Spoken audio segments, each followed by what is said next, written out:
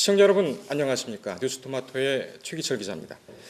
2013년 9월에 뉴스라인을 마지막으로 방송에서 잠시 떠났었는데 5년 만에 다시 뵙게 됐습니다. 오늘은 법설이라는 주제로 여러분들 찾아뵙게 됐습니다. 저희 법설은 직접 현장에 나가 있는 출입기자와 시사 전문가가 특정 사건에 대해서 사실과 객관적인 정보만을 가지고 시청자들께서 균형적인 판단을 하실 수 있게 정보를 제공하자, 이런 목표를 가지고 있습니다. 그냥 친한 친구 또는 가족으로부터 편하게 듣는다고 생각을 하시면 될 것 같습니다. 오늘 첫 시간은 저희가 조재범 전 코치 폭행 사건을 좀 얘기해 볼까 합니다. 이 사건을 저희가 첫 순서로 택한 이유는 워낙 파장이 큰 데다가 곱씹어 볼 만한 부분들이 참 많습니다. 그래서 저희가 이 주제를 택했는데, 물론 폭행이든 성폭행이든 정말 용서할 수 없는 범죄입니다. 하지만 유독 이 사건만큼은 시청자들에게 제공되는 주장과 정보가 당사자 중 너무 한쪽에만 치우치지 않았는가, 이런 내용을 좀 지적을 하고 싶습니다. 오늘 도움 말씀 주시기 위해서 노영희 변호사님 나오셨습니다. 안녕하십니까. 근데 섭외 잘못하신 것 같아요. 왜요? 저는 오직 사실에 근거해서 팩트를 전달하는 역할 잘 못해요. 그 저의 의견을 조금 가미해서 네. 말씀드릴 수 있을 것 같아요. 괜찮으십니까? 지금이라도 좀 바꿔드리는데요. 괜찮아요? 저는 이제 그렇게 할 테니까. 그럴까요? 좀, 예, 알겠습니다. 검토를 좀 해주시고. 예. 서초동 상당히 좀 같이 댕긴 지가 서초동에서 같이 이제 일을 하고 있는데, 저는 물론 다릅니다만 그렇죠. 예. 상당히 오랜만에 뵙는 것 같아요. 네, 맞아요. 사실 제가 우리 최기철 기자님 되게 좋아하는데 바쁘시기도 하고 요즘에 저를 조금 멀리하셔가지고 제가 섭섭했습니다. 아닙니다. 예. 어쨌든 모실 수 있어서 참 아주 영광으로 생각을 합니다. 자, 이제 본격적으로 좀 넘어가 볼까요? 내일이죠. 네, 6월 그렇습니다. 30일 날 조재범 전 국가대표 쇼트트랙 코치 폭행 혐의에 대한 항소심 선고가 열리게 됩니다.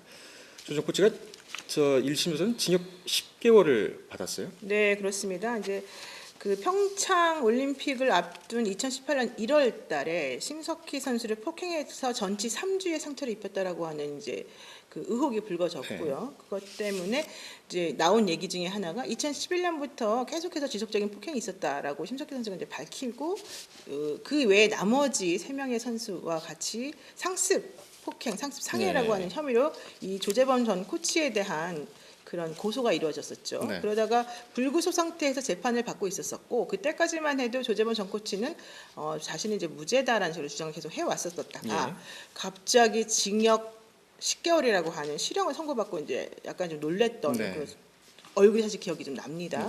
그리고 난 다음에 이제 또 재밌었던 것은 재밌다고 하긴 좀 그렇습니다만은 어쨌든 간에 이 사람이 2018년 8월 2일에 기소가 됐었었는데 항소를 했단 말이죠. 그리고 난 다음에 항소심에서 본인은 집행유예로 나갈 수 있을 것이다라고 하는 생각을 하고, 특히 본인을 폭행 혐의로 고소했던 피해자들로부터 합의를 받아냅니다. 그런데 마지막에 심석희 선수 혼자만 이제 버텼다라고 하면서 너만 남았어, 빨리 합의해줘, 이제 이런 식으로 얘기를 했다는 거죠. 그래서 심석희 선수가 이 사람 이렇게 되게 되면 집행유예로 풀려 나올 수 있겠다. 그럼 나에 대한 보복이 심해지겠구나라고 생각을 해서 본인 주장에 의하면, 심석희 선수 주장이죠. 심석희 선수 주장에 의하면 자신이 그동안 당했던, 또 말하기 부끄럽고 곤란했던 그런 성폭행이라고 하는 부분에 대해서도 말을 할 수밖에 없는 상황이 되었다라고 얘기를 했습니다. 그래서 결론적으로는 이제 갑작스럽게 반전이 이제 일어난 거예요. 왜냐하면 그때까지만 해도 이미 피해자하고 합의가 되게 되면 사실 집행유예가 맞거든요.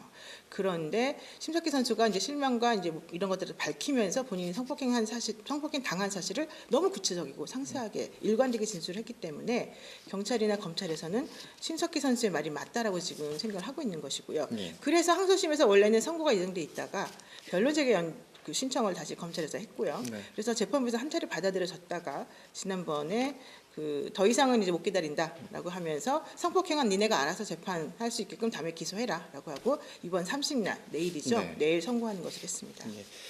이 사건이 지금 여러 문제가 있긴 합니다만 이 파장력이 상당히 큰 게 체육계 전반으로 지금 퍼지고 있고, 여기에 조금 어떤 시발점이라고 볼 수 있을까요? 그 전명규 교수라는 인물이 나옵니다. 이 어떤 분이죠? 사실 저는 체육계 미투가 계속해서 많이 퍼져 나올 거라고는 생각하지 않습니다. 왜냐하면 체육계라고 하는 것은 이제 우리가 알고 있는 그런 다른 일반적인 그런 계하고 좀 달리 절대적인 그 권력자의 세력이나 힘이 매우 중요하게 작용하는 거예요. 왜냐하면 운동을 어렸을 때부터 했던 사람들은 그 길 말고는 다른 길을 갈 수가 없대요. 그렇다고 한다면 본인의 중학교, 고등학교, 대학교, 나중에는 취업 자리까지, 국가대표 자리까지 모든 것을 한꺼번에 해줄 수 있는 좌지우지할 수 있는 힘을 가진 사람을 거스른다. 네. 자신이 그동안 꾹 참고 그동안 견뎌왔던 모든 것들을 이것 때문에 버린다? 이게 사실 쉽지 않거든요. 그래서 제가 봤을 때 물론 이제 얼마 전에 태권도 코치 얘기도 나오고 예. 또 여기저기서 몇 개씩은 나왔습니다만은 이게 계속해서 일파만파식으로 퍼져 나올 것 같지는 않다 생각이 듭니다. 그런데 그 배후에는 혹은 그렇게 생각하게 되는 이유에는 전명기 교수라고 하는 그 절대 권력자가 있기 때문이다. 이 전명기 교수 측에서는 지금 부인하고 있습니다만은 본인이 그 예를 들면 심석희 선수에 대해서 성폭행에 대해서 이전에 이제 터뜨리려고 했던 것도 막았다 이런 얘기도 사실은 있고요. 그리고 또 하나는 대한빙상협회 부회장이었던 그런 직함과 지금 현재 체육대학 한체대 교수잖아요. 그렇습니다. 그런 상황에서 모든 것이 전부 다 전명기 교수의 각본에서 움직여졌다라고 하는 얘기가 있고요. 또 하나는 조재범 전 코치도 작년 10월인가요? 손혜원 의원에게 편지를 보냈습니다. 손혜원 의원에게만 보낸 건 아니고 여러 이제 매체에도 보냈죠.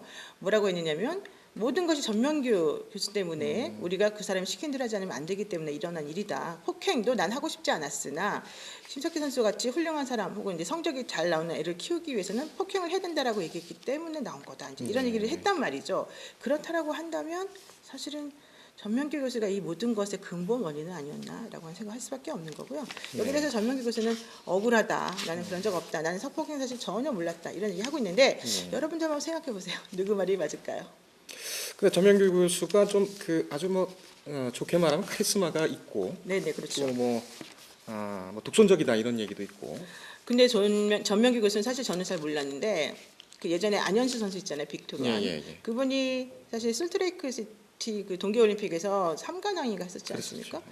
그래서 너무너무 야 진짜 저 사람 훌륭하구나. 저 뒤에 누가 저 사람을 저렇게 키웠나 알아봤더니 전명규 씨였다는 거예요. 그러니까 전명규 씨는 원래는 본인이 늦게 이걸 빙상에 들어와서 본인 스스로는 선수로서는 두각을 많이 나타내지 못했습니다.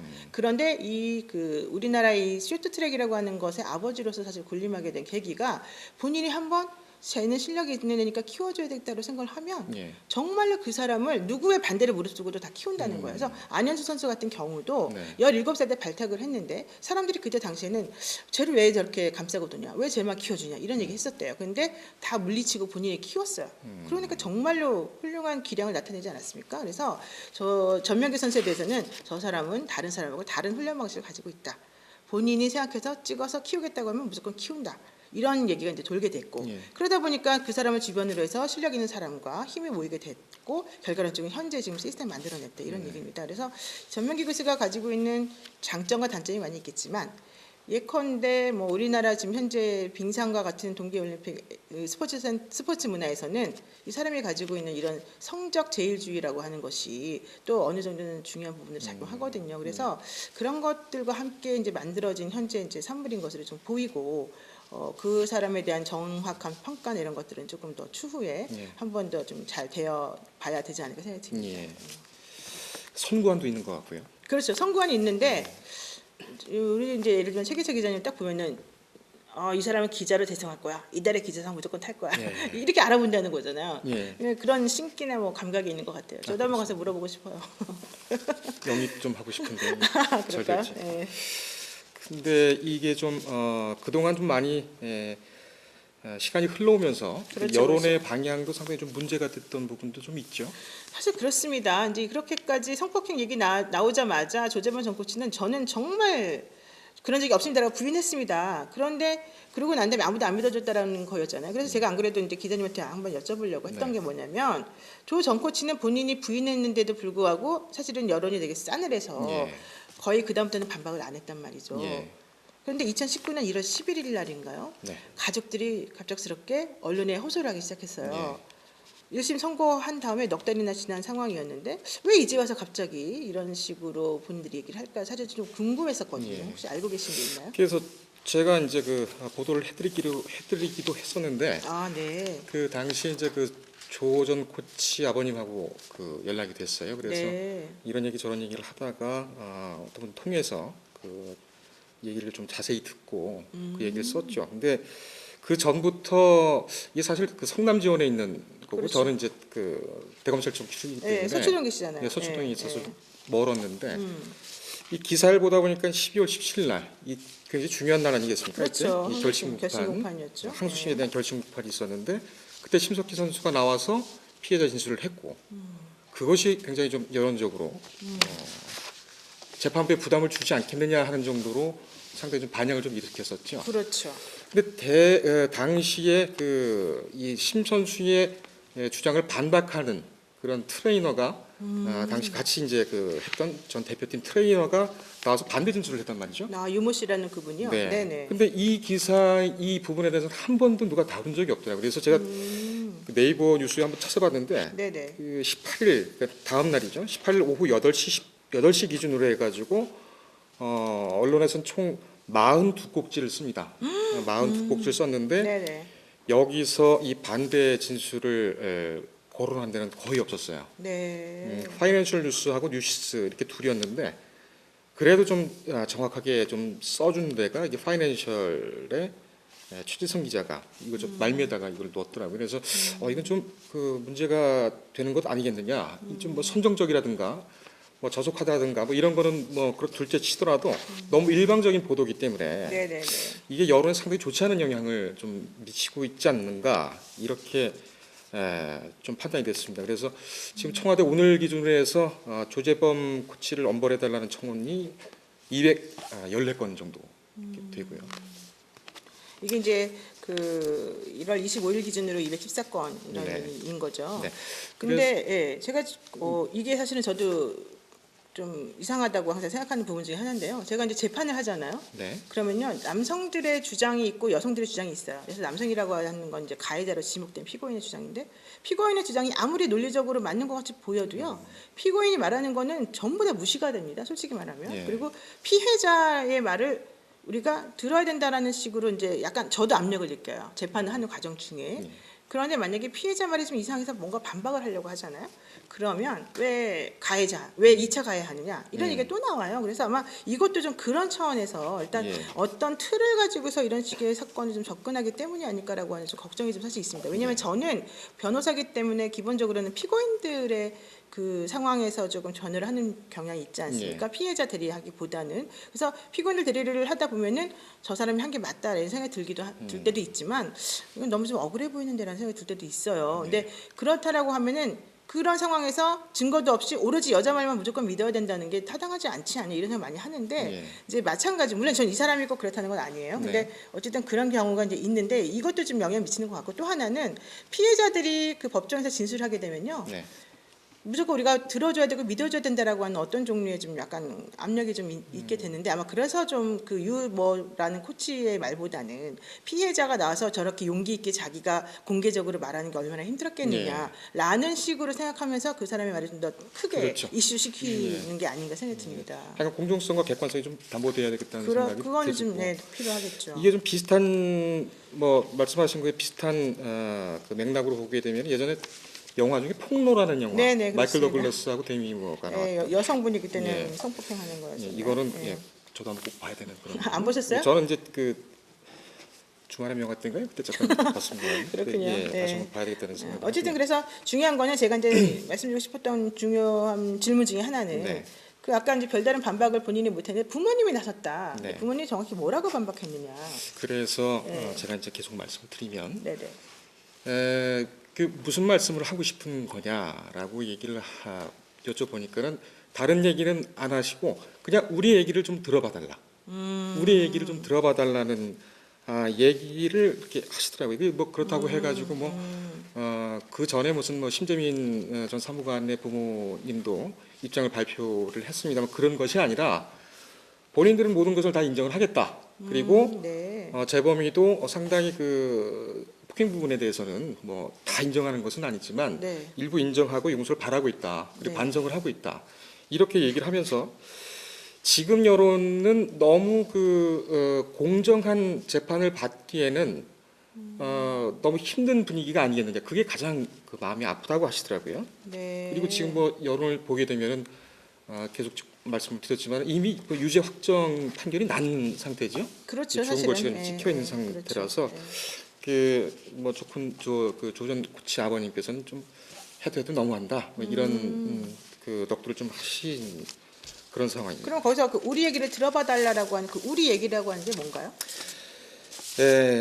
뭐 여러 얘기가 있죠. 뭐 네. 재판부에 남기는 얘기, 심석희 선수한테 하는 얘기, 네. 뭐 여러 얘기도 있지만은 뭐 지금까지 우리가 그 재판은 뭐 재판부가 하는 것이고, 그다음에 이제 그 여론 언론에 대한 문제는 제가 얘기를 했고, 근데 그 로펌에 대해서도 얘기를 합니다. 아. 그 심석희 선수를 대리하는? 대리하고 있는 네, 대리하고 네. 있는 그런 로펌이 있는데 좀 강도 높게 대형 로펌의 폭격에 맞는 플레이를 해야 되는 것 아니냐 네. 이렇게 또 강조를 합니다. 그래서 이후에 네네. 이 심 선수를 대리하고 있는 로펌은 아직 뭐 공식적인 입장표는 입장이나 없는데? 답변은 없는데 아마 여론을 좀 관망하고 있지 않느냐. 그리고 재밌는 게 이제 그 조전 코치는 이제 법무법인 또 대형 로펌, 네네. 우리나라에서 손꼽히는 대형 로펌, 뭐 얼마 전에 사임을 했습니다만 거기에 이제 같이 이렇게 경쟁을 하다 보니까 그런 분위기가 좀 반영됐지 않느냐 이런 추측이 있는 거죠. 사실 뭐 심석희 선수를 대리하던 로펌도 대형 로펌이고 그렇죠. A라고 하는 네. 그리고 또 조재범 전 코치를 대리하는 로펌도 사실 대형 로펌이지 그렇습니다. 않습니까? 그냥 대형 로펌끼리 싸우는 건데 그런 식으로 조금 예. 불만을 좀 갖고 계시네요. 근데 예. 그때 당시에 그러면은 또 더 중요했던 게 나머지 그러니까 피해자 3명이 이제 합의를 해줬었는데 그렇죠. 그 부분에 대해서도 좀 뭐라고 하지 않았습니까? 예, 그래서 나중에 정말 기가 막히다고 얘기를 하시는 것이 네, 그 폭행 사건에서는 다 이제 그거 합의했다고 한 그 네네네. 세 명의 피해자들이 네, 이 유독 이제 그 성폭력 사건 네네네. 요 얘기가 나오면서 그걸 기화로 네, 네. 이렇게 나쁜 놈인데 합의를 해주면 되겠느냐. 이 본인들 그 전 그렇죠. 피해자들 같은 경우는 이게 상관이 없는 얘기지 그렇죠. 않습니까? 예, 그런데 예. 이제 그런 거 주장을 하면서 영향을 줬다는 그것이 참 잘못된 거 아니냐 이렇게들 또 말씀을 하시더군요. 네. 그 여론이 좀 반전이 되기는 한 것 같아요, 좀 일부.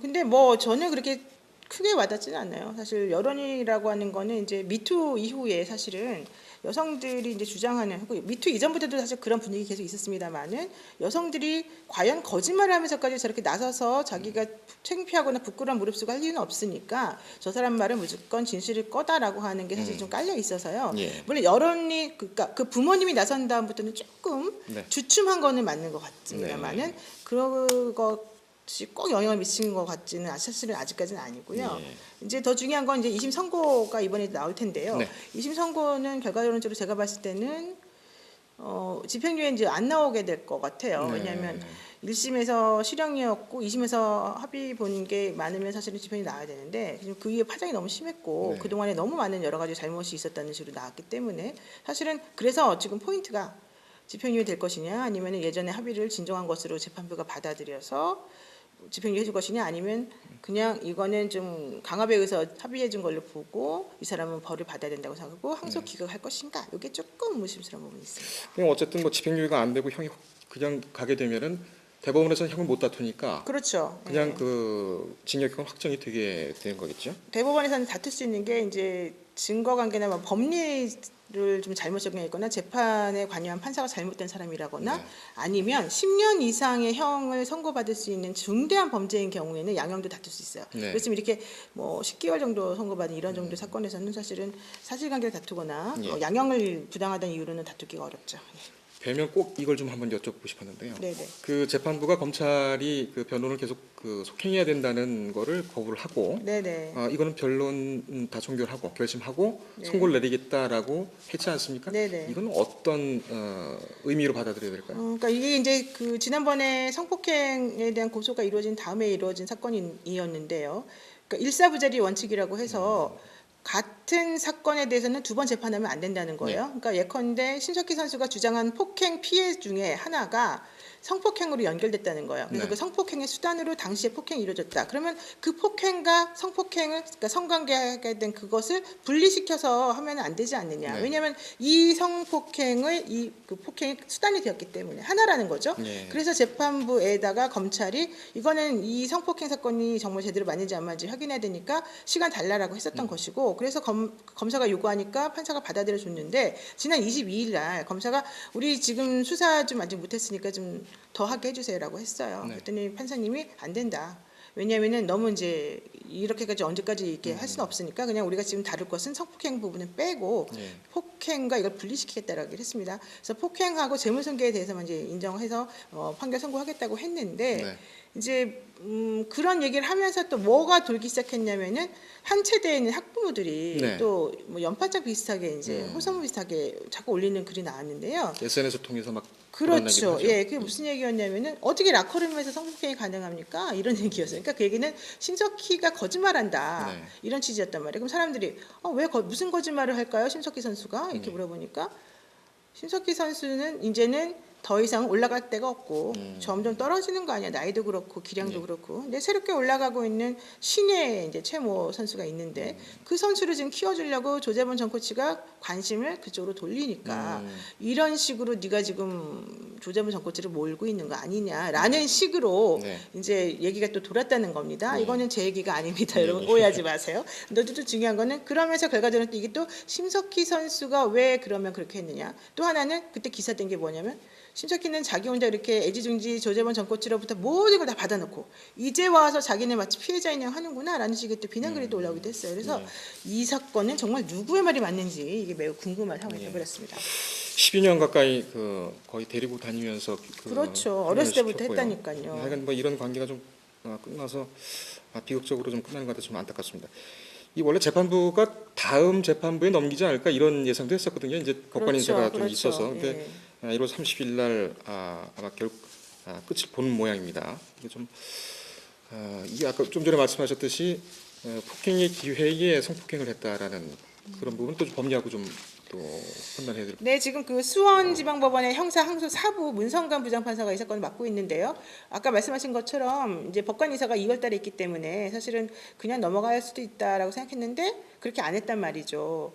아마도 남한테 넘기지 않고 내가 그냥 혼자 이 선고를 해야 되겠다라고 하는 결심을 한 것 같아요. 왜냐하면 뒤에 오는 재판부에게 좀 부담이 될 수 있거든요. 그래서 일단은 이번에 하게 되고요. 또 하나 더 이제 그렇게 되면 문제가 뭐냐면 성폭행하고 폭행을 분리시켰을 경우에 상대방 그 성폭행 사건에서 그쪽 변호인이 뭐라고 주장할 수 있냐면 이미 한번 이 성폭행 건은 지난번 재판에서 다 다루어진 거다. 여기 대해서는 우리가 하면 안 된다. 그렇죠. 이렇게 나올 가능성이 좀 있어요. 그래서 그 부분이 이제 어떻게 정리가 될지는 잘 모르겠습니다만은 어쨌든 재판부가 이번에 결단을 내려서 30날 선고한다 이렇게 했기 때문에 좀 봐야 되겠습니다. 이 뭐 통계나 연구를 보면은 재판부가 상당히 여론에 영향을 좀 받는다는 얘기도 그러니까요. 있는데 사실 그러면 안 돼요. 되게 좀 잘 나올지 봐야겠습니다.